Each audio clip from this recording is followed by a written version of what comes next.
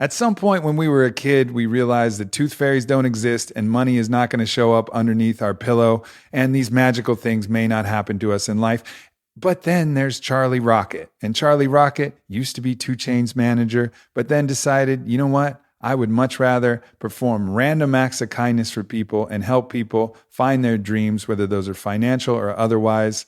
I got to go on one of those experiences with him. It was amazingly fun and rewarding. This is a really fun, feel-good podcast with a lot of depth and information about some of the challenges that Charlie has gone through, and also a lot of inspiration to get out there and be that force of generosity.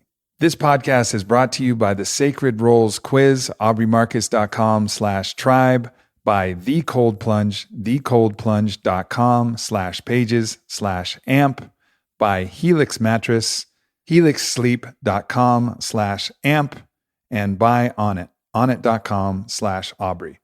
When I was young, my mom explained her philosophy about life, and her philosophy was that we can't help everybody, but she was going to try and help everybody she could who crossed her path, and that included animals, and that included people, and that really impressed upon me this idea of goodness, which is not trying to take on the whole world, but just finding those people that you run across and doing your best to help them out. Well, Charlie Rocket takes that to the next level. I mean, he's really literally making dreams happen and come true for people.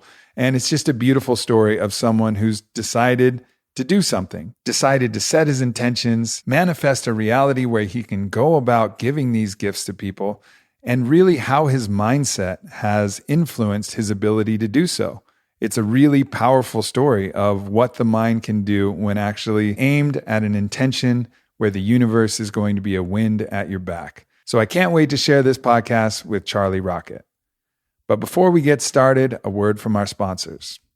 First up, I want to talk to you about the Sacred Rolls Quiz, which is blowing up all over my social media. People are loving it because what I really found was that there's 4 main archetypes that we all fill in our tribe, our squad, our community, our group of friends. And I identified that there's the scout, that person that's always looking for new ideas and new concepts and bringing them back to the friends, to the tribe. Then there's the anchor, that person that's going to show up early, stay late, hold space, hear everyone out, just that rock solid, steady friend. Then there's the alchemist, that person that can turn the lead of a challenging experience into the gold of some kind of growth or new idea. Maybe they understand some basics of shamanism or some basics of just simple philosophy such as stoicism, and they're able to transform something that's heavy into something that's lighter and something that actually can be consumed for the good of the tribe. And then, of course, there's the elder. And the elder is a natural leader, someone who leads from experience and wisdom and actually helps dictate the course of action for the tribe and the group of friends. Now, you may be some combination of all of these, and that's where there's a really interesting intersection of what happens when you're the scout alchemist, what happens when you're the anchor elder. And in the quiz, I talk about all of the different intersections and also the challenges that these combinations might face. So if you're curious about this, go to aubreymarcus.com/tribe. You don't have to put in your email address. You can just find out what your sacred role is. And I got videos for everybody. So it's a really fun thing to do with you and your crew. So I encourage you guys to check it out. Go to aubreymarcus.com/tribe. And once again, there's no emails, there's no nothing. You can just take the quiz and check it out. Next up is the best cold plunge out there on the market. It's from thecoldplunge.com. They've got ozone and UV filtration. The water is constantly circulating at a constant temperature. And it's just the cleanest, sexiest cold plunge out there, period. So definitely check it out. Go to thecoldplunge.com/pages/amp for $111 off. And this is something I tell everybody. If you're looking to actually change the way that you're thinking about something or change an emotion, don't try to change your emotions with your mind. Change your emotions by changing your body. And you can change your body by getting in a cold plunge. So anytime something's bothering you, just focus on your nervous system. Breath work or something like a cold plunge is going to be the best way to do it. So that's one of the reasons I recommend cold plunges so much. So once again, thecoldplunge.com/pages/amp and use the code AMP for $111 off. Don't forget the code AMP for $111 off. Next up is Helix Sleep. So you guys have a little visibility into how I deal with sponsors. Whenever someone wants to be a sponsor of the podcast, I am going to try out what they're offering. So Helix Sleep had to send me a mattress, and I got a twin mattress because I didn't have any place to put it. So I put it in my meditation room. And when we have a guest or someone who wants to go on a journey in the meditation room, we roll out the twin. I've rested on it. I was like, wow, this is a really nice mattress. And it was super convenient how it arrived. It all arrives all kind of bundled up, and then it fluffs out into this full-on mattress. That's awesome. So when I was converting my upstairs guest room, which I converted to a dark room, I wanted to take out the king bed to put in a queen bed so that there's more space so that I could do what I did in the darkness retreat. I could actually do some yoga. And if I spent 5 days in there, it wouldn't just be all bed in the room. There would be actually a little bit of space to move around. And when I did that, I didn't think about where I was going to get the mattress. I knew I was just going to get a Helix mattress. I'd felt it. I'd laid on it. I knew it was good. I knew which type I liked because I took the sleep quiz, which they have available, and I like a firm mattress. So I got that, and we've had guests sleeping on it. I've been up there. It's phenomenal. Everybody comes down and is like, wow, that is a really good mattress. And another benefit, it doesn't have all the off-gassing and smells and everything. I mean, I remember the last mattress I got, it stunk up my room for like, I don't know, a month. I'm sure that wasn't good for me. You know, all of those fumes, it couldn't have been good. But Helix mattress is none of that. The materials they use, the quality of the mattress, the convenience of how it's delivered, this is the way that mattresses are going. Sorry, mattress firm, like you're in trouble. I mean, I don't know how long these things are going to exist, but if I was going to put a Blockbuster video sticker on something, it would be the mattress shops that are coming out there because Helix Sleep is crushing it. No surprise that it was awarded the #1 best overall mattress by GQ and Wired Magazine because it's fucking good. Go to helixsleep.com/amp. You can save up to $200 on all mattresses and get 2 free pillows. My wife, Ilana, loves the pillows. I have my own special pillow that I particularly like, but different pillows for different willows. I don't know if that made any sense, but either way, the mattress is awesome, and at least one half of the Marcus family loves the pillows, and you get them for free. So check it out. Once again, go to helixsleep.com/amp, and you'll save up to $200. And last up, we have Onnit. It's a new year, and this year is all you, and Onnit is here to help support you in every way possible. You've heard me talk about the Onnit 6 programs, which are phenomenal, but sometimes you just want a quicker workout. You just want to get in, get out in 30 minutes and make sure that you're moving in the right way, that you're challenging yourself in the right way. So we have a solution. It's called Onnit in 30. So 10 workouts for under $10, and they're all incredible workouts. These are some of the most popular classes we offer at Onnit Gym. The 30-minute express class, people go in on their lunch breaks. People go in and you get a full workout with a warm-up, with a cool-down, with everything that you need to support your body. Make sure you stay healthy, strong, and happy, as Wim Hof would like to say. So check it out. Onnit in 30 is now available. There's routines for kettlebells, body weight, and mobility at 30 minutes or less. It's streamed online, on demand, so you can train anywhere, anytime, and it's training for your whole body and for every experience level. Go to onnit.com/Aubrey or check out onnit.com/onnit-in-30 to go right there. And now an uninterrupted podcast with Charlie Rocket. Charlie Rocket, my man. What's up, bro? What's going on? We had some fun this morning. That was cool. Yeah. That was cool. So tell us about what we did and where you came up with this idea for what we did. All right. So for everybody listening or watching, when I pulled up at your house, I was like, man, let's go start the day off with a winning streak and let's hit a drive-through. And you're like, what's a drive? Like, what do you mean? It's like, nah, let's go bless somebody. And one thing we do every single day on our tour, we have this thing called the Dream Machine Tour. And we go across the country helping make people's dreams come true. But it always starts with this one question: what's your dream? And so we went to the drive-thru. We pulled up the Dream Machine. You went through the drive-thru first. You asked the baristas who took your order what their dreams were. And I was like, it's sometimes nice to like hear people's dreams that are like very humble. Mm-hmm. And because a lot of people have these big extravagant dreams, but some people just want to be happy and have a family and have a nice savings. And these young kids at the drive-thru, that's what they told you. Yeah. And these kids, so this is the drive-through where I get my coffee all the time, and they're the nicest. They're like the nicest kids, all between 18 and 22. There's a variety of them that rotate through, but they're always so engaging. They look me right in the eye. They really ask me how I'm doing, but not just as a courtesy, like this is the script, ask the customer how they're doing and then get their drink. It's not like that. They take their time. They ask how I'm doing. How was your day? And it'll cause me to pause and be like, how was your day? And that's a gift that they've given me, 75 times in the last year. So it's cool to be able to go there and then really ask them, as you said, like, what's your dream? And you were on the phone, so you got to hear that all go down. Yeah, it was beautiful, man. And Aubrey blessed their dreams, and it was beautiful to watch. It was beautiful to be a part of. Pulled out like $1,200 and started their like savings accounts, and really and they were just blown away. They were so blown away. But you got to think, like, people who do drive-thrus or just any job, everything is so robotic. It's always like, hey, how are you? Oh, I'm good. How are you? And then boom, what's your order? And to be able to have that nice little change of pace, it just like fuels people up to just have a human interaction other than the robotic, like programmed interaction. And to believe that the universe is a benevolent force that is acting on your behalf. There's so many other times that random bad shit happens. And then it can convince you, like, man, this world out here is tough. Because this thing happened, or this accident happened, or this bad thing happened, and this bad news comes.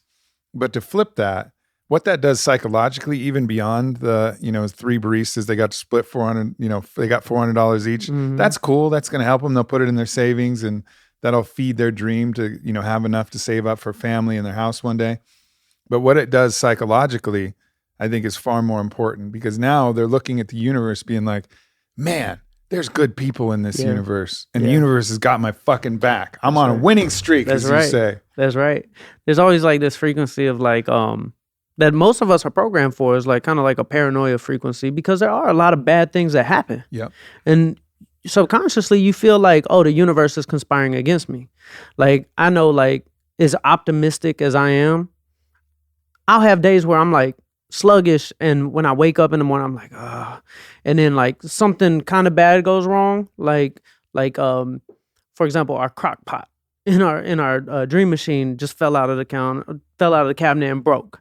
And if I'm feeling bad on those days, what would go through my mind? I'll be like, oh, it's going to be one of those days. Right. And I just set the tone for like what I'm now expecting. I'm now expecting it to be one of those days. So I might go throughout the day looking to confirm my belief. So I'm actually looking for things that are wrong. But what I've tried to do in my life is like flip it around and to be on a winning streak. And to be on a winning streak is like this, instead of like paranoia, it's more like a pronoid. It's like the universe isn't conspiring against me, it's conspiring for me. And so when I wake up in the morning, I'll say, is that a real word, by the way, pronoia? It just makes sense to me. I don't think it is. It makes sense to me. So I believed it, but I just wanted to double check, because I know a lot of words. So a friend of mine who works with Peter Thiel, he was like, Charlie, like, you're very pronoid. And he's like one of these like super educated guys. And I'm like, man, I've never heard that word before. But he's like, Charlie, you're pronoid. The universe is always conspiring for Ryan, you. is that a real word? Looks like it is. It's really? a real ass word. Hey. I just learned something, and that's important. Pronoia. I'm a pronoid. I'm pronoid. Pronoid. Dude, that's a great shirt too. Pronoid. So that's what takes us to the drive-thru. Because every single morning, because I was at a place in my life where I was 300 pounds, diagnosed with a brain tumor in the music industry, where, I mean, I had everything I thought I wanted: money, houses, cars, Grammys, world tours. I had all that. And you were with 2 Chainz, right? I managed 2 Chainz, Young Dolph, Travis Porter, Bankroll Fresh. I had one of the biggest management companies in all of hip hop. And I felt like my life was crashing. I felt like none of this meant anything. And I felt like a loser, which was so weird. But I had all this evidence that I was losing. And I just got tired. What was the evidence that you were losing? I mean, I didn't love myself. I felt stuck in this world I created. my business, and I didn't know how to get out of it. I felt my life was at its end because of my brain tumor. And like I never even had a girlfriend. Like I was so like married to my business. I was so not in love with myself that I wouldn't even let love into my life. Like, and I just was tired and broken, really. And at rock bottom.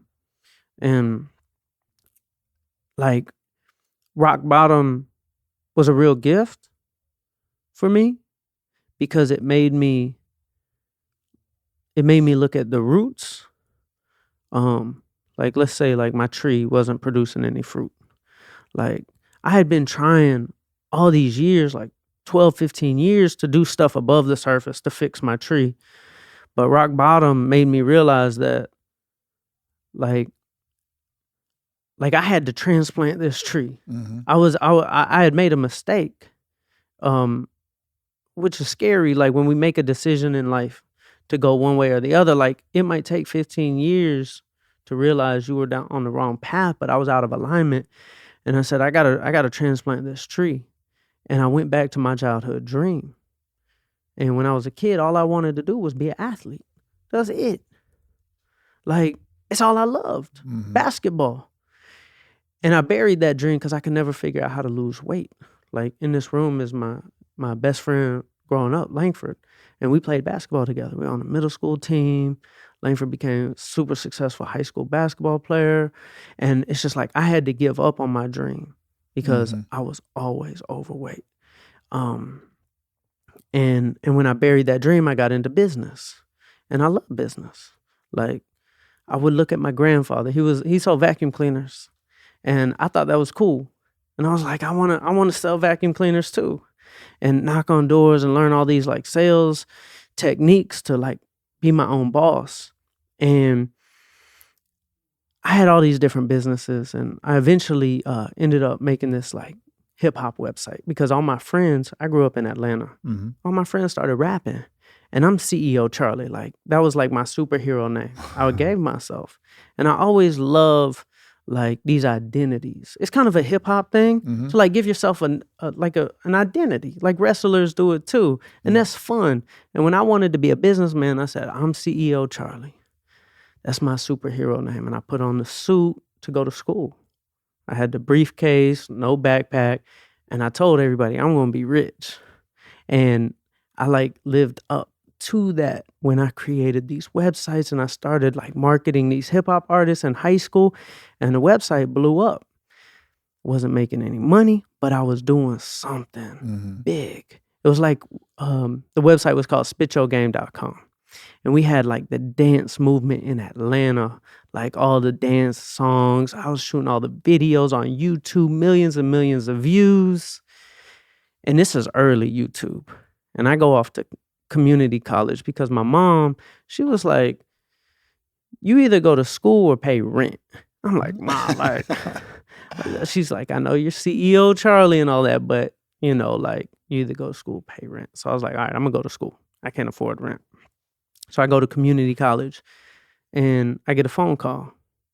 It was a 323 phone number. And on the caller ID, it said Beverly Hills. I had never gotten a call. Being a kid from Atlanta and seeing LA call you was a big deal. And I answered the phone, and there was a guy by the name of Brian Washington. He said, is this Charlie Jabley? I said, yeah. He said, this is Brian Washington with Interscope Records. I'm like, oh shit. Like, what's up, man? He said, we just signed this artist by the name of Soulja Boy. And he made a special request. He wants you to be his videographer. And I said, I'm all in. See, Soulja Boy, he wasn't from Atlanta, but he loved Atlanta. He was from Batesville, Mississippi, which is actually very inspirational that somebody can come from like population, 40,000 and do what he did, but he knew that internet. But he was a big fan of what I had created. Sure. So I told Brian Washington, I said, look, I'm all in, But then kind of reality set in and said, I gotta ask my mom, like let me go talk to my mom. He said, how old are you? I said, 18. He said, okay, go talk to your mom. So I went home and I said, Ma, I got a phone call and I wanna accept this offer. She said, what's the offer? I said, Interscope Records called me and one of their rappers wants me to go on a world tour. And I could see the look in my mom's face, like, my baby, like hip hop, sex, drugs, violence. And I was like, Ma, please, like, this is my shot. I gotta be able to drop out of school though.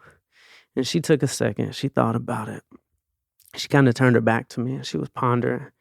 And then she turned around, she looked at me, she said, when a door opens, you gotta walk through it.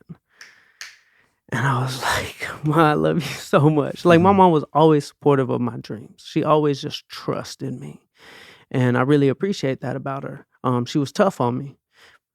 And that was followed up by, you got to pay rent if you're going to drop out. I said, but Mom, I'm not even going to live here. Like, like I'm going to be on tour. She said, if your stuff here is, you're going to pay rent. I said, all right, Ma, I'll pay rent. So I ended up on tour with Soulja Boy. And 6 months later, I got fired. I wasn't a good employee. I was thinking it was the Charlie Show. And I learned very quickly that you'll be humbled, like if you're not of servitude. And I ended up right back at my mom's house. Said, Ma, I gotta move back in. She said, are you going back to school? I said, no, like I've gotten a taste of like success. In 6 months, our very first show that we did was at the Rose in Montgomery, Alabama, and we pulled up in a minivan. And within 4 months, we're performing in the Hugh Hefner suite with Kanye West at the VMAs. I got to see a song go from just like the clubs to #1 in the world. Like we're on TRL. Like I got to see what's possible from a human being. Even I got to see what's possible from a human being from the country, like Batesville, Mississippi. I'm like, I'm inspired. Like I said, Ma, like me getting fired is not a losing streak. Like I'm on a winning streak.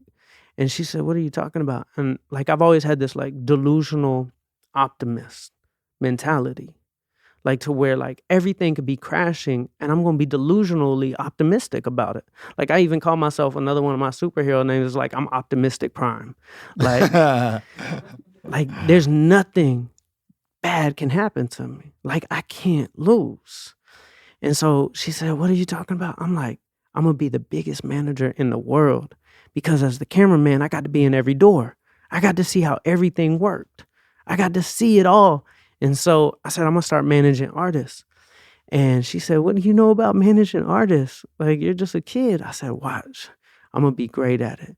And I found this girl group and I went over to their grandma's house and I gave them a contract. I said, I'm going to get y'all a record deal. And I didn't know if I could get them a record deal, but I've kind of like, it's not so much a lie, but it's like it's like the phrase abracadabra, the word abracadabra. It means, like in its root origin is, as I speak, I create. And so I always just speak things. And I tell everybody, like I don't hold it to myself. I really believe the phrase, like I believe that this is a lie. The phrase I'm about to say, I believe it's a lie. Like, and we're taught it at a young age. Like, don't tell anybody, you're going to jinx it. Like, I don't believe in that. I think the devil made up that phrase. Because every time I speak stuff, it seems to come true. I remember in high school, I met this one guy in Las Vegas. He had an internet radio station. And I went to school and I told my friends, oh, I'm about to be on tour. I'm going to be in Las Vegas. I'm going to be here. And I'm basically, in so many words, I'm lying, but I'm really like manifesting. Because I didn't know in high school I was about to be on tour. But within a year, I'm on tour because I just said it. And I told this girl group, I said, I'm going to get y'all a record deal. And they signed that paperwork. And I made one phone call.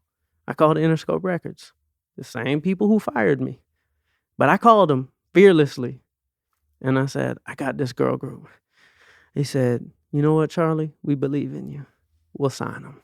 The beautiful part of that is the words are important, but you have to back it with belief, true, authentic, genuine belief. And that is the thing that's the actual magic. And then the words are the expression of that, and they can strengthen it and stake that claim, but it's your belief. And people are amazing at belief detectors and bullshit detectors. People can feel when you really believe it. You know, I mean, I remember we're sitting here in On It, which is now an empire. And I remember the very first, I was trying to raise $100,000 to start this company. And I go to the first person who's actually both people. There's two. One was Bodie Miller, my friend, and the other was another friend that I knew from, you know, some other business deals that I've been in, a family friend. And I made my whole proposal, and both times they flipped through it like one of those flip books. You know, when you draw something, it's like a guy peeing on a bush or something like that. Like they flipped through it that fast. Both of them looked me in the eye. They said, "Are you going to make this work?" I was like, "Yeah, I am." Okay, that's good enough for me. $50,000 check from Howard, $60,000 check from Bodie, and that started it. Never had to raise any more money. That was it. But that was and it didn't look like it was going to work for a while, but I kept believing that it really was. Yeah. And that was the power. And they were acting purely on belief. All of the numbers, the company actually looked nothing like the plan that I put out, but they were betting on me and betting on my belief. And you see that in every aspect, because if you didn't really believe in yourself, you might not have had the courage to make that call. You know, you wouldn't have stepped through the way that you needed to do it. Even fighters, you know, when fighters really believe in themselves, like Conor McGregor, when he was starting out, he believed, like he fought that one fight is probably his peak moment was when he fought Jose Aldo. And he believed so much that he was going to win that both of them were throwing a punch, but he was so fearlessly sure that he was going to knock Jose out. His punch connected, Jose's connected as well, but he connected just that split second faster. And it's his belief that gave him that, like, I'm going to stand right here in the range where I could get my ass knocked out, and I'm going to knock him out. And like that belief will create the opportunity based on your actions. Maybe some part of it is magic from the quantum in the universe, but for damn sure, it's going to work because it's going to put you on the balls of your feet, ready to take advantage of any situation that comes. For anybody who's listening, there's always been this little hack that I've done to actually believe. And then like, cause sometimes you got to like brainwash yourself a little bit to believe. And it's this frequency I tune to. And it's just the easy frequency. A lot of times when there's something big and scary that we go into, we say these words, oh, I'm going to be focused this time. I'm going to grind. Oh, like it's going to be hard, but I'm going to work hard. And all those things are kind of like war. They're like war phrases. And yeah, we might be going into war, but we're not really going into war with these things. Like there's no real gun. There's not, you know, and I'm out with my, like I told my mom, I'm going to be a big manager. It's going to be easy. Like I did it with the Nike thing. My friends thought I was crazy. Tell us about the Nike thing. This is just proof that manifestation and the magic in this universe is so real. And when there's something meant for you, the universe will conspire for you if you just believe bigger. When I was little, I wanted to be an athlete. My very first stock I bought was Nike. I love Nike. Michael Jordan, read every Michael Jordan book, watched every little documentary there was, studied every move. I love Nike. I had the shoes. I would save up my money.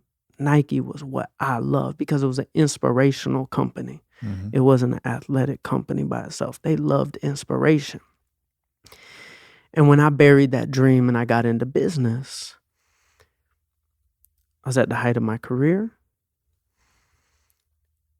And when I hit rock bottom at the same time, to be that high and that low at the same time, I asked myself a question. What's my truest dream? Because there's a lot of dreams, but there's always a dream that was found in our heart, not our mind. our mind would be like, oh, I see somebody doing something cool. I want to do that. That seems cool.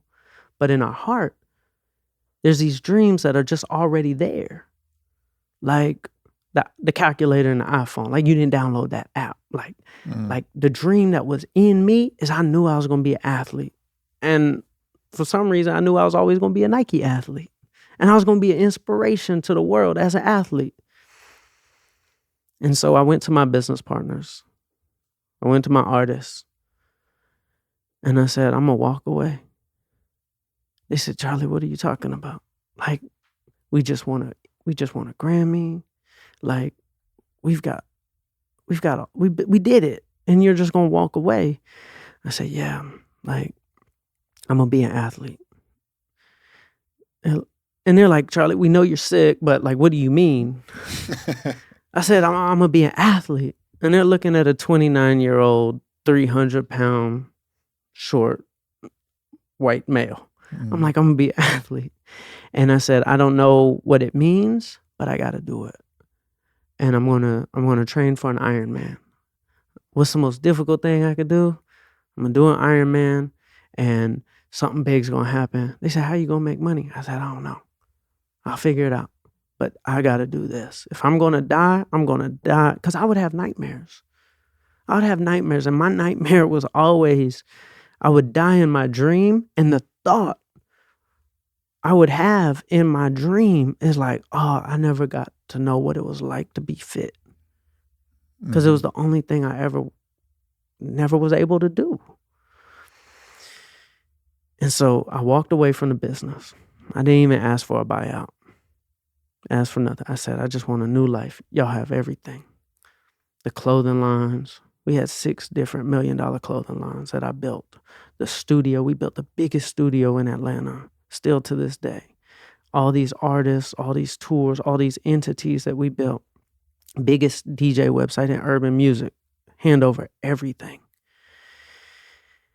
And I moved to California. I went vegan. And my body started healing. I got all the inflammation out of my body. The inflammation didn't just come from food. The inflammation came from my thoughts, came from my surroundings, came from my attitude, came from my belief system. And when I walked away, my body started healing. My brain tumor started shrinking. I started losing weight. I did 5 marathons. I did an Ironman. And I had this revelation. Like I would write down in my notebook. I have a notebook that I keep every single day. And it's, I call it my quantum possibilities notebook. And I would write the future. And it's something I call futuring, where like I'll close my eyes and I'll go to the finish line. And I love the finish line. Like I love the present too, but the present has a lot of things going wrong. And it's easy to focus on the things that are going wrong, like gravity and like it's like this 3D world. But if I can go to the finish line, it makes me believe more, because I don't need to see something to believe it, but like I could see with my eyes closed too. If I could see that finish line and I'm like, oh, it's gonna be easy, and I would write down in my notebook every day, I'm gonna be a Nike athlete. I'm gonna be in a commercial with LeBron James and Serena Williams.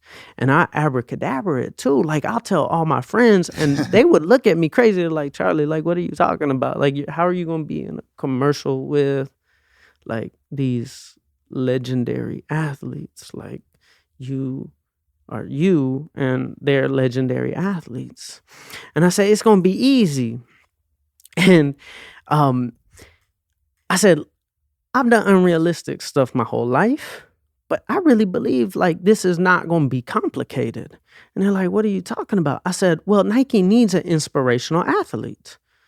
And coming from the music industry, I got really good at marketing. And I kind of like can think for companies for them, because influence and culture is what we always did. We changed the way people dress. We changed the way people talk. Like America's greatest export is culture. And in Atlanta, in the hip hop industry, we created all the culture for America. So I'm like, if I could do this globally from Atlanta, I could do this with little old Nike. Like, but that's my thought process is like, I'm going to take this big thing and I'm going to make it feel small and say it's easy. And so I told my friends, I said, look, I'm going to make a fan-made Nike commercial and Nike's going to see it and they're going to want to sign me as an athlete. But then I kind of faced a little bit of headwinds because to make a Nike commercial, like quality-wise, is expensive. Like a real film, like a production with original score, the color grading in DaVinci, the audio mix and mastering.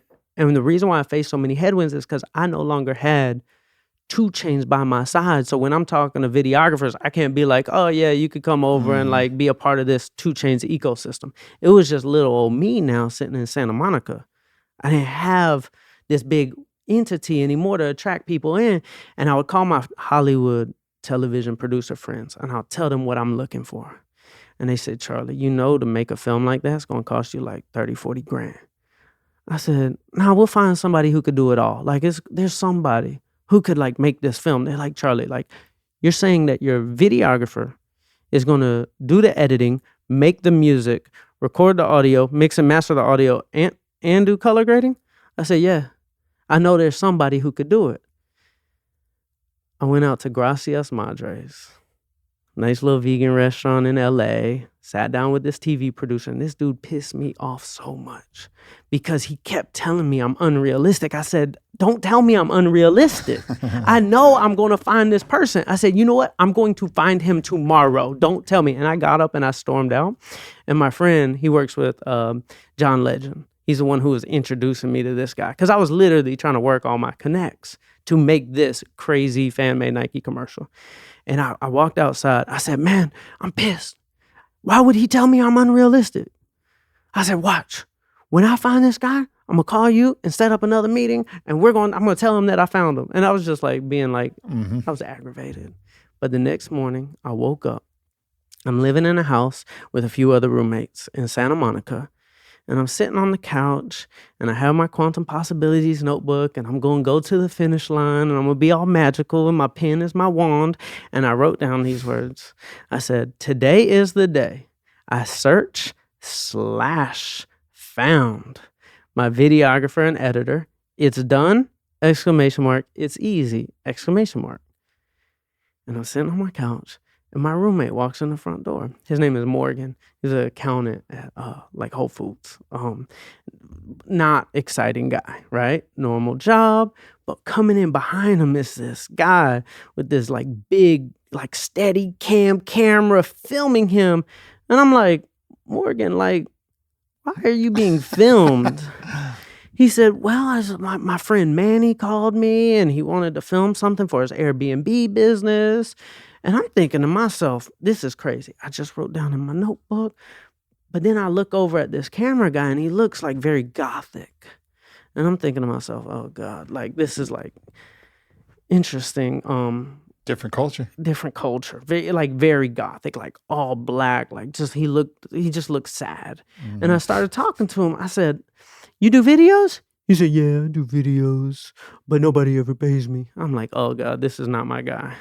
And I said, why is that? He said, well, I'm just doing this video today because they had some Ferraris and I just wanted to be around some Ferraris. But I was like, oh, okay, can I see some of your work? So I pulled up my computer, went to his little website, and he had this short film on there. And not being very hopeful, I clicked on it and I said, man, this is really good, man. Like, did you shoot this? He said, yeah, I shot it, man. They never paid me. He kept bringing that up. And nobody ever pays him. And I said, did you edit it? He said, yeah, I edited it. Like, because a lot of times in Hollywood, the people who shoot and people who edit, 2 different people. I said, man, the music on this is amazing. Like, who did this original score? He said, well, I've been in a rock band for about 15 years. We used to be on the Warped Tour. And I'm like, wow, like, should edit music? I said, the audio on this is so beautiful, like rich sound. He said, yeah, I have a studio in my living room. I mix and master. I'm like, check. And I'm like, who did the color grading? Because color grading is like a very expensive process. He said, well, I taught myself Da Vinci over the past few years and, I color graded. And I'm like literally thinking he is literally everything I was asking for. And I wrote down in my notebook and I showed him. I said, and he's like, I'm super excited about manifestation. He didn't care anything about it. I said, I just wrote about you in my notebook. I said, look. And he said, that's cool, man. I said, do you need a job? He's like, yeah, man, I need a job. I said, I'll hire you. And we went out to this place called The Counter. We had some vegan burgers. And he said, so what do you want to do? I said, we're going to make a film and Nike's going to want me to be a Nike athlete. He said, how are we going to do that?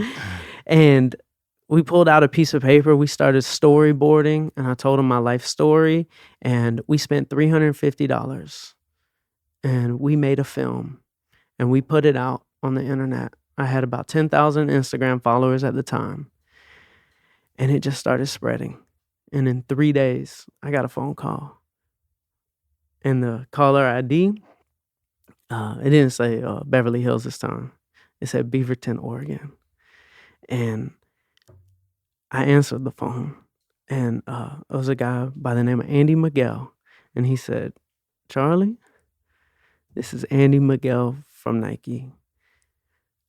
We don't know who you are, but somehow you managed to have our entire campus in a frenzy and everybody's fighting over who's going to bring you to Nike first. And I'm just freaking out. Like, it actually, like, is happening.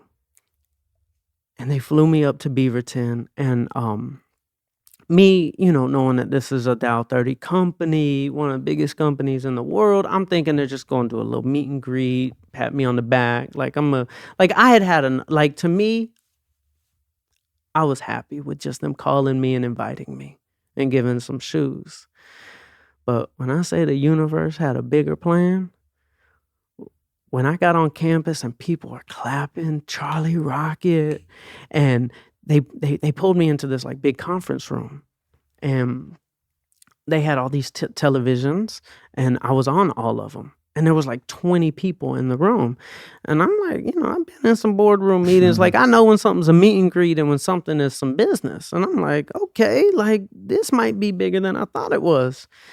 And they said to me, Charlie, we had forgotten why we came to work every day until we saw your film. They said, we got into the numbers, but your film has inspired us to change the direction of our marketing here at Nike. They said, we got big plans. We want you to keep doing what you're doing, and we're going to call you with an update when we have it all organized. Because they were moving fast. I mean, this was 3 days. Mm-hmm. They, these big companies have their marketing planned out for the next year and far in advance. Yep. And they're changing it. This is February 2018. So shortly thereafter, I did my Ironman. I then started biking across America. That was when I did the very first Dream Machine, where I'm biking from LA to New York and helping people with their dreams everywhere I went. And when I got done biking across America, I get a phone call from a guy at Nike named Tim. He said, Charlie, I hope you're sitting down.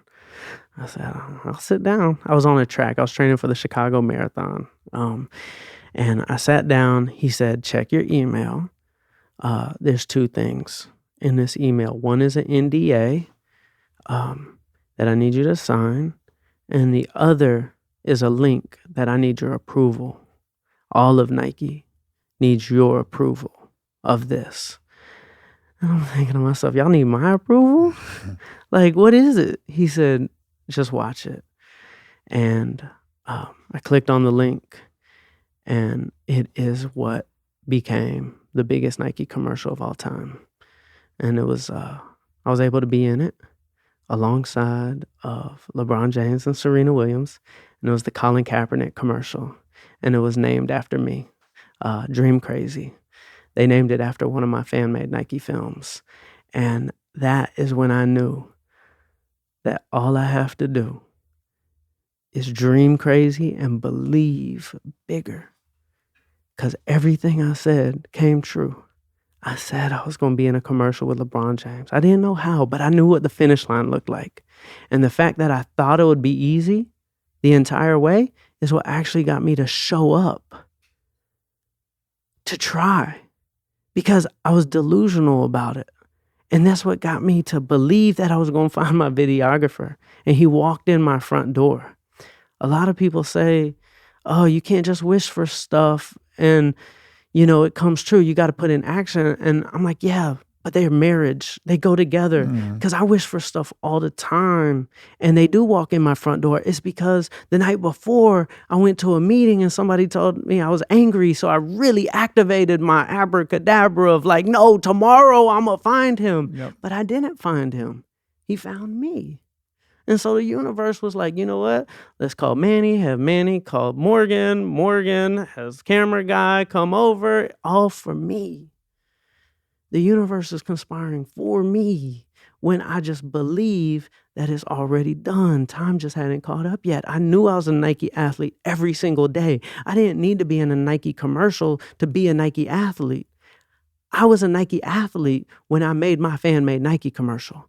I dressed up as it. I said, what do Nike athletes have? They have Nike clothes on and they have Nike commercials.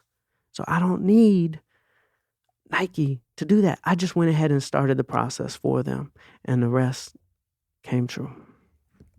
That's an amazing story, man. And it makes me, think of, there's two different aspects of this. One is what we were previously talking about. Your belief was what got you to make the commercial, which was actually what got Nike to be involved. And so the fact that you had that belief allowed you to take the action and allowed you to actually put yourself in the right position to win. And that one is very clear cut and easy to see.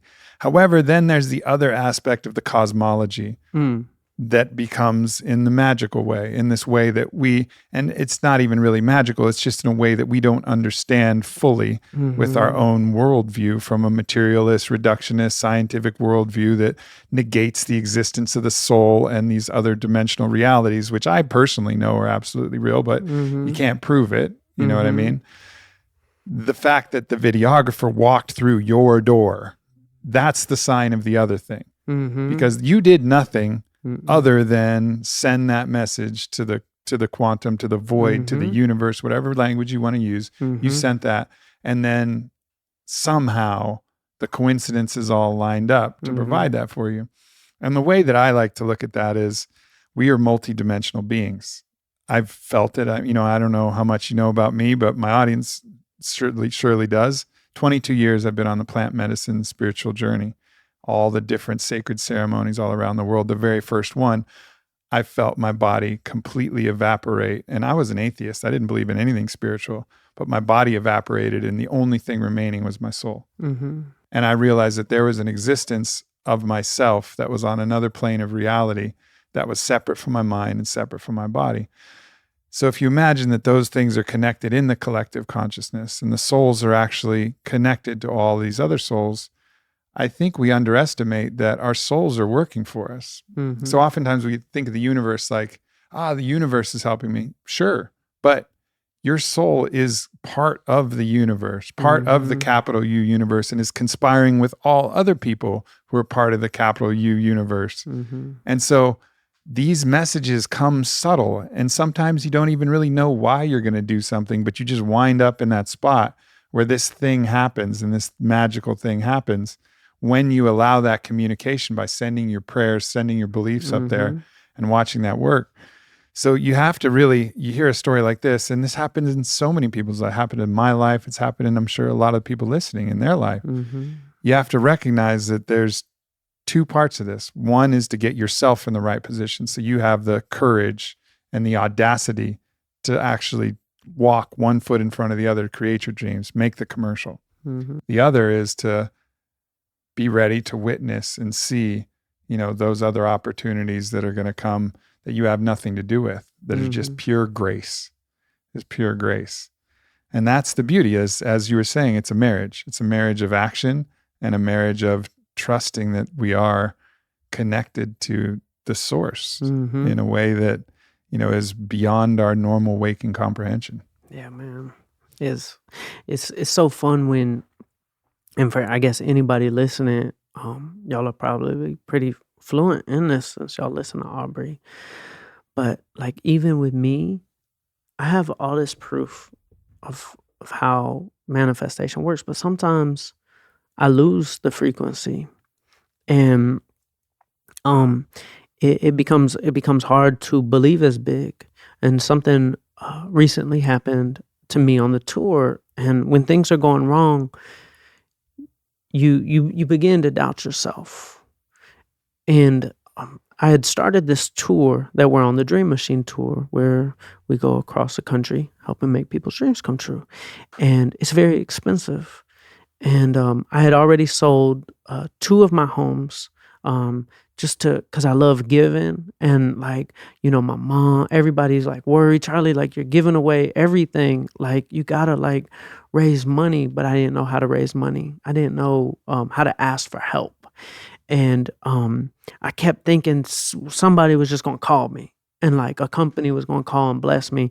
But we had gotten to a point where in October we ran out of money. And I was having to look at possibly selling another house and like liquidating my assets just to make sure that everybody who has put their trust in me doesn't have to go home, because my team, like Perry, she dropped out of college, Timmy, he started working for free, Ty was, big time corporate guy and left and created a big old agency and just left for this dream. And Langford, big time accountant at the FDIC, been on the road 10 months, and everybody put their trust in me, and there was all this weight on my shoulders, and I'm looking at like, how am I going to pay these people? And I was right back to this like very broken place where a couple of my team members saw the money ran out and they left me. And I'm in New York at an RV park right in the middle of this tour, and I just needed a blessing so bad. And I didn't know if I would have to cancel the entire tour, but I was wondering where all my magic went. I was like, I've done magical things over and over and over, but where'd it go? I was like, do I need to cancel this whole tour and like go realign? And then something told me, you know what? Don't cancel everything. Just cancel for a couple weeks. Go tune yourself to the abundance frequency. Mm-hmm. And I was leaving New York, and I said to my team, I said, we're going to Atlantic City. I thought Atlantic City was a nice place. It sounded nice. And I was like, we're going to go to Atlantic City, and we're going to sit down for 2 weeks, and we're going to meditate, and we're going to walk around labyrinths, and we're going to like write in our journals, and we're going to tune to the abundance frequency. And we canceled the tour for a little while. I told my sponsor who gave us the money that we've already ran through, I was like, look, there's not going to be anything going on for a couple weeks, but don't worry, I'll get the tour right back on the road. And we went to Atlantic City, and on October 19th, I wrote down in my notebook, we're going to raise $200,000 using Instagram. A company is going to sponsor our tour with $500,000.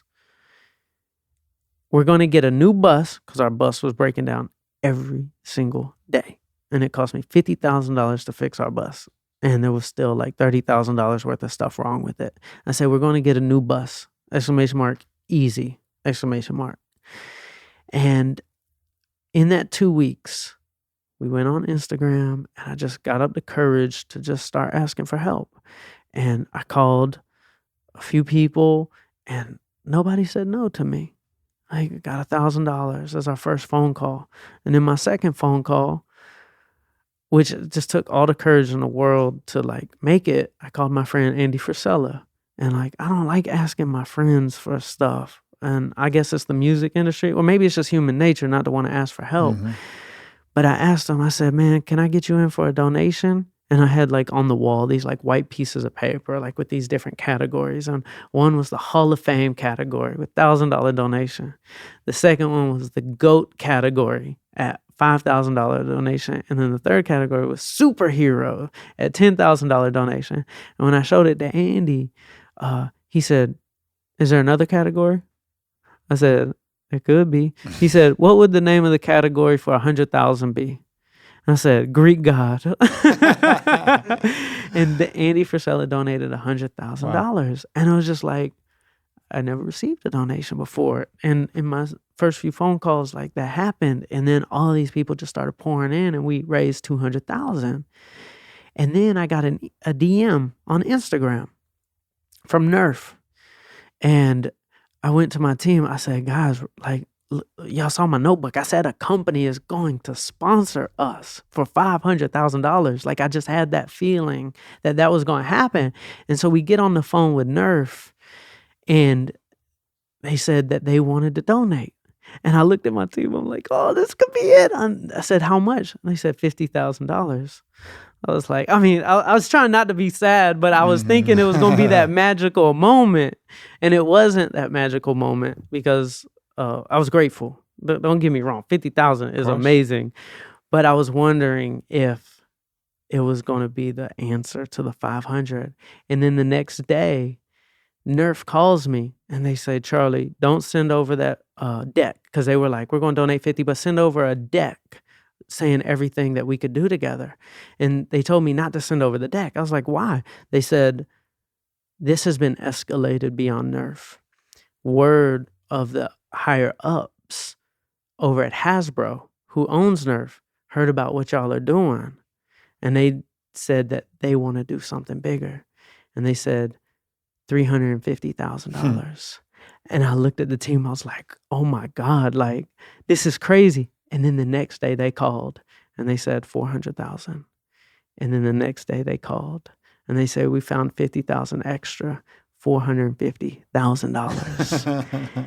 And when I talk about magic, I wrote it down. I didn't. Now I have a question for you. Mm-hmm. Did I manifest that or did I know the future? Are we manifest? Like, what's the relationship between knowing the finish line that's already written, and so we then write down what we saw the finish line was, or is it we're creating what the finish line is? Because I'm wondering, did I know they were going to call, so I wrote it down, or did I create them calling? Both. Both. Okay. Both. Yeah. I mean, I think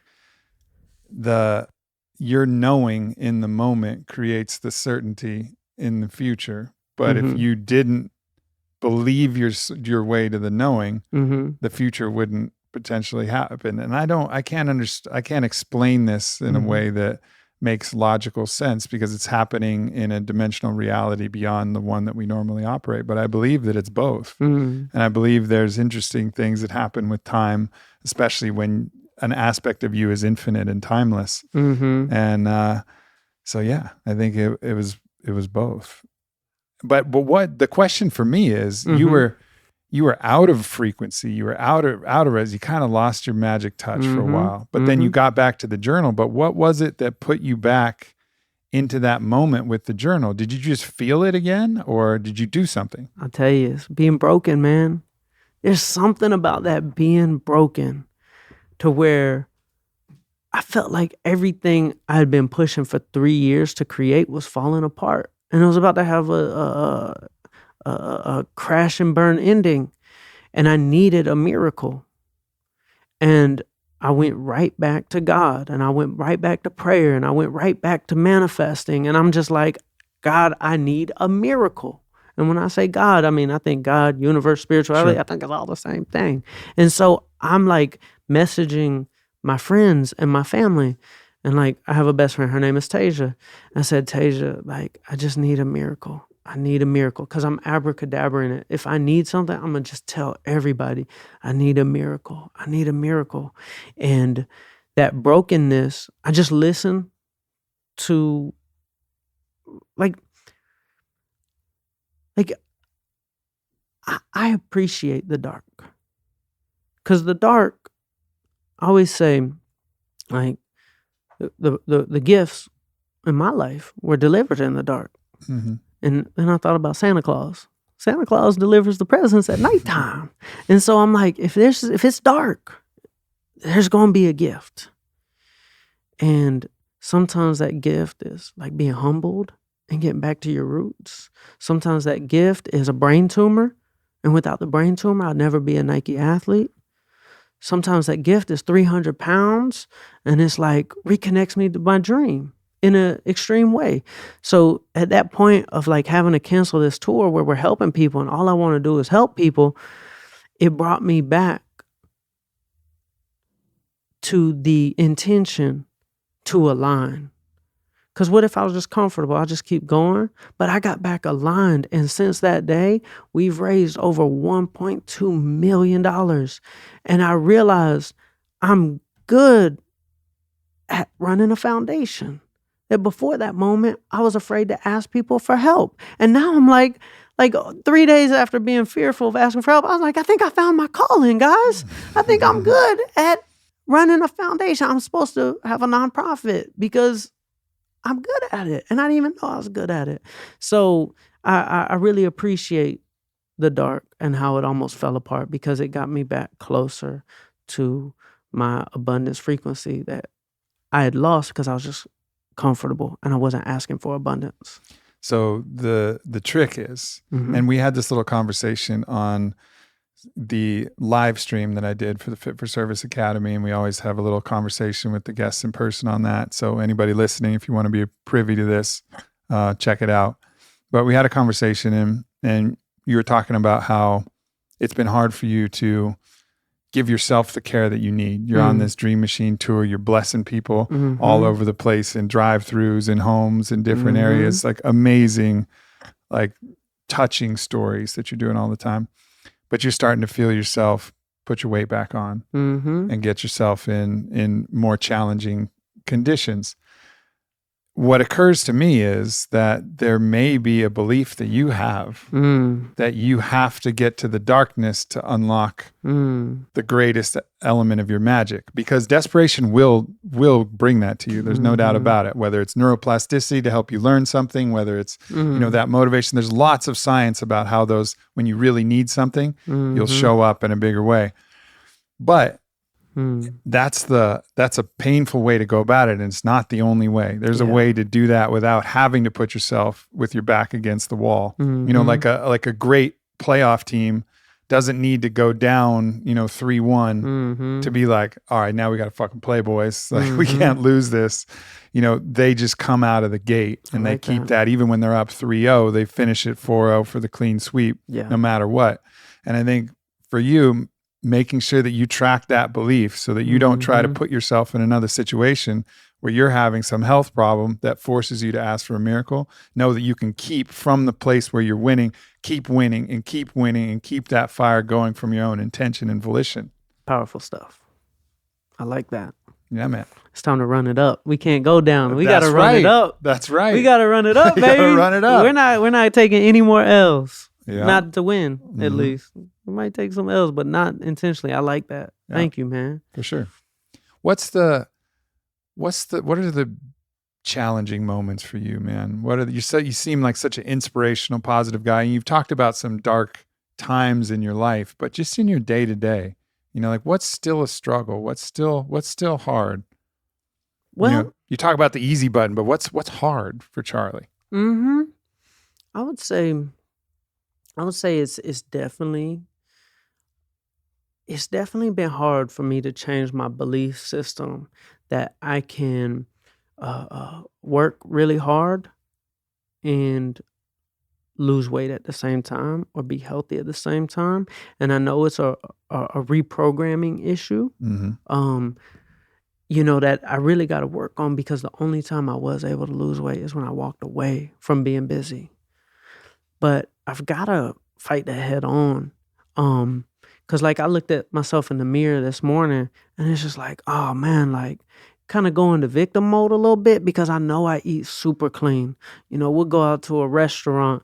Everybody will have these nice New Orleans meals and I'm eating my broccoli and rice pilaf. But then to see me puff up in the same, and it's very easy to fall back into victim mode. Like, why am I so different? Why don't I have the energy that my peers have? Why am I exhausted? Why am I, eating healthy? And I'll slip back into those old ways, and it's not as severe as it used to be. But when I get over this little line where I like look at my face and it's becoming puffy and the little jacket I tried on, I wanted to wear this jacket that I love. It's like my little G-Star camo jacket. And I put it on and I'm like, I can't even wear it. Let me wear a hoodie that doesn't show like, my stomach so big. So it's like those are the things I struggle with. But what's different now is I actually love myself, where like before I didn't. I had my ex-girlfriend, she taught me how to love myself. I never loved myself before her. And she loved me so much that everybody always said, like, Charlie, you got to find self-love. And I didn't know what that meant. I just didn't know. But then this woman, she loved me so much that I started believing it. I'm like, I must be amazing because this woman loves me so much that she like downloaded all these programs of love into me just based on how she loved me. And ever since her, I love myself. So now I'm not like in this like sabotage. Like I look in the mirror, but I didn't sabotage myself. In the past, it would be, oh God, and then I get real stressed out and start binge eating.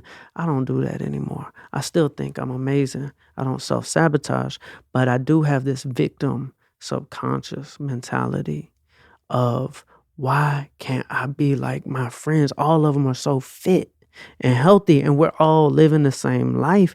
And it's like, I don't have the energy. Like I get really beat down on the road and I don't have the energy to go work out, because I have to sleep 11 hours tonight because I'm so on E, and I compare myself to other people. So that's my current struggle that I'm working on figuring out, and the sooner the better. Well, Charlie, I got good news for you, man. Talk to me. It's easy. It's easy. That's what I'm talking about. It's easy, man. It's easy. It's easy to work that hard and be in the shape that you want. It's easy to keep that weight off. It's easy. It's easy. I'm telling you, man, it's easy. Now, with that, there may be some information downloads that you need. You may need to look at the nutritional system in a different way and support yourself in a different way. Look at getting into ketosis, which is going to solve two problems: one, weight; two, energy. Have you ever felt yourself in a state of nutritional ketosis? Do you know what that is? I have an interesting relationship with ketosis that I got to reprogram myself on, because most of my life, ever since I was 8, I did keto diets. And I guess I wasn't knowledgeable, but I would always remove sugar, but then I would binge eat on sugar, and then I would go right back on a keto diet. And this was for years and years and years. So I formed a binge eating disorder.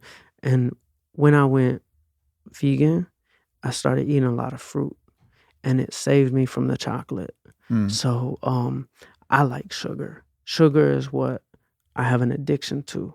And I would binge eat 10, 15,000 calories in a night. And it would be so interesting because my body would never get full. I would always it would always start with just one little thing, like maybe a candy bar, but then I would be like craving, because I told myself that I'm not supposed to have sugar. So I'd be like, okay, this is my last night ever doing this. And it would go from one gas station.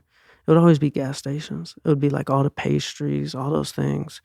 And I don't know why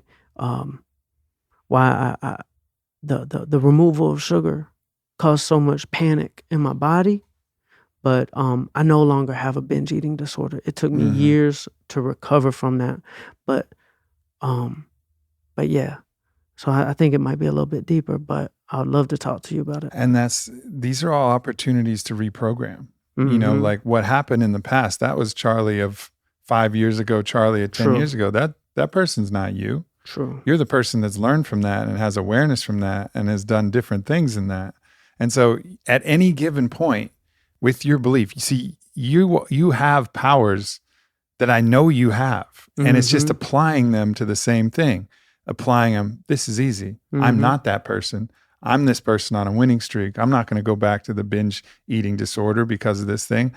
I got this. And you continue to fuel that same thing for yourself. But I think it also has to go to that fundamental root cause, which may be, I need to put myself in a place of desperation because that's when my magic is unleashed. So the first belief is, I am magical all the time, no matter what. Like all of these, like when I'm on a winning streak, I'm going to run up the score. And it's that idea. It's the idea that you can keep, so you don't have that self-sabotage, impulse, which may be linked to that. I don't know exactly. You'll find it if you look. But you just start to reprogram all of these beliefs and then try these different things out. Because the thing about ketosis is you can start eating in a certain way, but until you actually flip the switch and you're measuring it in your test strips or your breath, and you're actually in nutritional ketosis, well, then you've just switched a few things around. And there's a lot of aspects of the human body that are, when they're conditioned to something, like conditioned to sugar, you starve them of that, they start to freak out. Candida albicans is one of those things. It develops in our gut when we get gut dysbiosis, especially when we have a lot of sugar foods. I'm sure you probably had antibiotics when you were a kid. We all have. So you get these things. And so all of these organisms contribute their information to the brain. Like we're just a bunch of cells and our bodies communicate and we think this is my thought. Well, where did the thought come from? The thought came from our organism itself. So as you start to starve these microorganisms like Candida, which is probably overgrown in your gut, you start to starve them of their food source, which is sugar.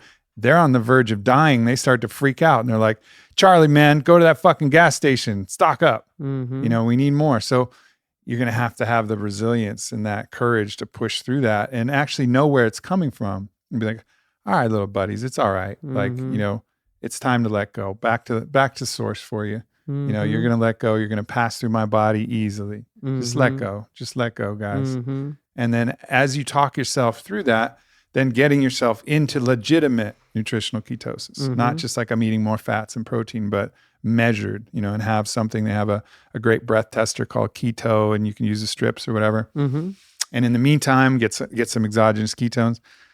And now this is for everybody out there, because I think this is the most reliable plan to do that, because I don't have an issue with weight, but I do have issues with energy and I do have issues with mental clarity. But when I'm actually in nutritional ketosis, I'm on fucking fire. I am on fire. And that alone is worth it, let alone the fact that you're training your body to actually use fat as fuel. So that's why it's actually so good for weight management. So, man, I think the combination of unleashing the power of your mind with that formula and then there's so many great fucking keto snacks now. I mean, like keto cookies and things. My cabinet is full of stuff. I can just binge on it, but it all has the right macronutrients. You start to shift that around. And I think that's going to allow that statement that we made that it's going to be easy. It's going to allow that to happen, but it needs both. It needs both the action of what you're doing and your mind tilted to that in exactly the same tenacity and ferocity. And with that unbendingness, that's the thing about like when you're not resisting anymore, then it really is easy. When you're surrendered to this is what I'm going to do. This is just what I'm going to do. Then it becomes easy. Then you're like, well, whatever it is, I have to do it. I liken it to like climbing up a mountain is, you have all of this mental resistance. Like, should I keep going? Should I not keep going? Should I turn back or whatever? But if you're already at the top, you have to get down. So going down, it's not even a question. You're like, I gotta fucking get down. I don't care if I'm tired. I gotta get down. I can't sleep up here on the mountain, because you have to. So all of the resistance just drops and you're not questioning anymore. And that's the place, I think, for all of us who want to accomplish something, just surrender to the fact that it's done. It's already done. I already did this. I'm doing it. There's not another choice. It's like, there's no way that I'm going to back out. We all have our challenges. We all have the things that are hard. Some of the things that you've done seem impossible to other people. And then some of the things that you're working on, there's other people who are like, oh yeah, I can do that. But that's the beauty of having a community. That's the beauty of, us connecting. Like I've learned from you today to even be more audacious and to use my belief. And these are things that I've known, but watching you and feeling you who put that in action, that's the thing. When you're around someone who's really doing it, it's different than hearing about it. It's like, for real that that's happening. Like I can learn about the Wim Hof method, about, the breath work and going in the cold, but then you hang out with Wim Hof and you're like, wow, this shit's real. And for me to spend time with you, I feel that in a different way. And so I'm doubling down on my own manifestation practice. And at the same time, because now we're homies, we're in community, it's It's like, I can tell you, yeah, man, this nutritional energy stuff, like this is easy. Like we got this, and that's, I think, what's so important about everybody coming together in community. And I think the thing that's going to solve this big challenge that we've been in collectively is everybody's so isolated. But if we all like reach out and start to like feel like one big tribe, one big community again, we'll solve all each other's problems. Like we have the resources to do it. Like we have the information, we just need to get out of our own isolation and selfishness and just be like, here we are, let's reach out and support each other. And it starts with a little bit of just honesty. I don't really like use the word vulnerable, because when I looked up the definition of vulnerable, it doesn't like really align. But like the definition of vulnerable is likely to be preyed on. And I feel like when you're honest about a problem, you're less likely to be preyed on. Yeah. You're more likely to be helped. Yeah. And so, like how you asked me what's something I need help with, I mean, I can only imagine how many people going to reach out and try to help me. And nobody's going to try to prey on me. Because it's like Eminem in 8 Mile. When he dissed himself, he couldn't lose the battle. He won the battle. So when we all have problems, just be honest. We don't have to hide it. Yep. And watch the help come. We think that these things that, aren't perfect about ourselves, we think that people are going to judge us for them. And, some of that's conditioned. You have something that you're struggling with and you're, with in 3rd grade, 4th grade, 6th grade, 8th grade, and maybe all the way up to high school, depending on where you're at. People may prey on you for those things that, are different than other people. But that's young humans with their own conditioning, with, wildly underdeveloped prefrontal cortex, and also just falling victim to this kind of bully group mentality. And so maybe we are conditioned to believe that, but that's not the way the world always is.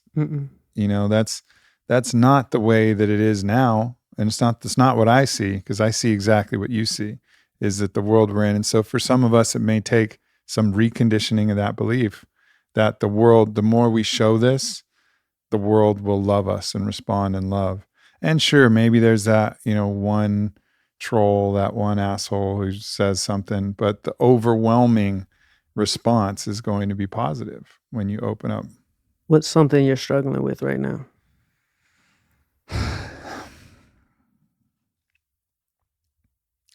I wrote about it in the newsletter I released yesterday, actually.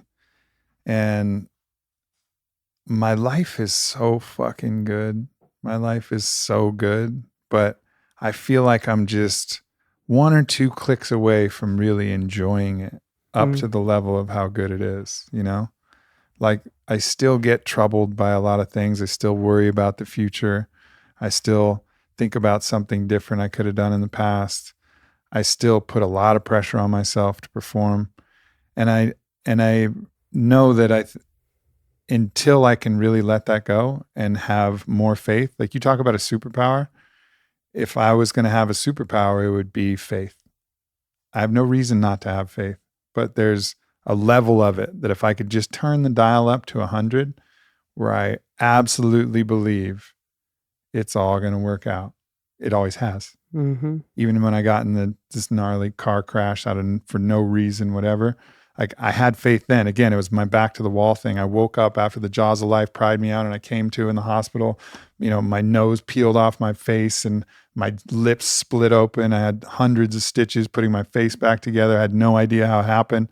And I was like, oh, this happened for me. I just don't know why yet. I had faith then because my back was to the wall. But on every little day-to-day thing, what about this thing? And what about this deadline? Or what about this thing I got to do? I'll still fall into worry, fall into this place of, I don't know how it's going to go. What's going to happen here? I wonder if this is going to work out. But fuck, like the solution, what I need is faith. And, meeting you has helped me with that, because I realize that I'm a co-participant in the universe. Mm-hmm. And as I raise my faith, the universe responds with even more abundance because we're in agreement. Mm-hmm. You know, we're synchronized in ways. And it's sometimes frustrating for me that I'm like, that I know as much as I do about that, and I just still have trouble like just turning the dial all the way up. Like, come on, Ob, just fucking turn it up. Mm-hmm. Like, max it out. Turn it to the right as hard as you can until the dial doesn't go anymore and it just says max. Mm-hmm. And blow the speakers out of faith and just let it go. I used to be a worrier, pessimistic, even though I was a big believer. And there was one little thing I did to practice all day, every day, this one thing. And I always just say, like, God's got me. Like, I say it 100 times a day. I even take it to the extent to where, like, I don't lock my doors because I just practice. I'm like, God's got me. And nobody ever steals from me. And I remember I'd even go to the gym and not put a lock on my locker. And one day I went to the gym with my workout clothes on. So I had nothing to put in my locker but my wallet. And I just put my wallet in the locker. And my friend who went with me to the gym, he said, "You're not going to put a t-shirt over that?" I said, "God's got me. Like, I'm good. I can't lose." And all my friends always tell me every time, like, it's just an ongoing, funny entertainment thing. Like, lock the door. I'm like, nah, God's got me. But this day I put my wallet in the locker and it was just sitting in there by itself. And when I got done working out, I went back to the locker, no lock on it, and there was nothing in there. I was like, oh shit. Like, I guess I finally learned my lesson. But then I said, no. There's no way. There's no way. I said to my friend, I'm going to go down to the front. It's going to be there. And so I go down to the front and I said, has anybody turned in a wallet? They said, very interesting story. I said, what do you mean? They said, we found this wallet in the parking lot. And I said, I know what happened. Whoever stole my wallet was about to leave, and then God struck them with lightning, and they were like, I don't want anything to do with this. And then the security guard took it to the front and turned it in just for me. And I say to my friend, I said, God's got me. Like, I literally practice it delusionally all day, that pronoia, as many times as I can. Oh, we're good. Oh, I'm good. Like, I can't lose. I'm on a winning streak. Nothing bad can happen to me. And my worry went away because my brain can only really think about one thing at a time, like consciously. And so I try to plug that conscious thought in a lot till it becomes just like a habit to where that's just how I think now. Practice makes the master of everything, whether it's self-love, whether it's basketball, it doesn't matter. It's all the same thing. And pronoia, the master of pronoia is the one who practices pronoia. The master of someone who has faith is the one who practices faith. I think it's important for me to remember. It was a great story because, like, that is the thing. Just keep practicing. Mm-hmm. I think sometimes you can get in this idea that you're just going to flip a switch and all of a sudden you're a changed person but that's not the way the brain works. It's not the way the self works. It works by practicing step by step and having like more faith and more faith. And I love that, man. Thank you. That's my version of my strong muscles. And as I said, if I was going to have a superpower, it wouldn't be to be like, you know, one of the strong, you know, powerful superheroes that you see. It would be to just be, I would be faith man. You know, I'm gonna send some your way. I'm gonna send it to you. Yeah, man, I'll take it all. I'll take it all. Easy. Easy. Well, brother, this has been beautiful, man. It's been beautiful to spend the day with you. Anything you want to highlight for people who want to follow along with your work or dive a little deeper? Yeah, come find me, guys. Charlie on Instagram. Which is great, by the way. I don't know how you got that. Want me to tell you a magical story? Matt, please. Abracadabra. So I I had just got back on Instagram from a 1-year hiatus. When I walked away from my business, I was like, I'm getting rid of social media. I changed everything I consumed, from food to social media to TV. And when I got back on Instagram, I had this dream, like in the night, a nighttime dream. And I saw that I was running for president, but I was running on a first name basis. Just Charlie for president, not Charlie Jabbely. And I saw the yard sign. And I called my friend Scott. I said, Scott, I have a feeling that one day I'm going to be like first name basis, like Oprah is, or like a Zendaya is. And I just was joking about it. I said, I'm going to be the Charlie for the world one day. And the next day, I got a DM from this lady who used to be in the music industry. Her name is Fadia Cater. She used to be in the music industry, and she got hired at Instagram. And she said, Charlie, like, your transformation is so inspirational. I have a gift I want to give to you. I said, what is it? She said, I'm not supposed to do this. But she said, there's this name that's been deactivated. I want to give it to you. And she gave me the name Charlie. And it was just... And I called my boy Scott. I said, that first name thing might be true. And she just gave it to me.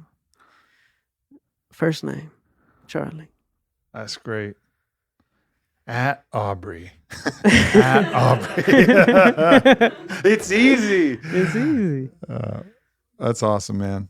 Well, it's great to connect with you, brother, more in the future. And thanks to your amazing team as well. It's been great to hang with that. Y'all clap it up for the dream team at home.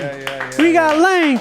We got Tyler. We got Timmy the Dreamer. We got Perry in the house. Thanks to my brother Christian Pitty over there. Who lined this whole thing up. Keep making dreams, brother. We will, man. Thank you. For sure. Thanks, everybody. Peace. Peace. Thanks for tuning into this show with Charlie Rocket. I hope you guys enjoyed it, and definitely check out what he's doing. It's a way to actually brighten your day. Just seeing the smiles on people's faces, just seeing somebody out there doing good. This is the type of information and media that just feels really good to consume. Once again, if you're interested in your sacred roles, go to aubreymarcus.com/tribe. I love you guys, and I will see you next week.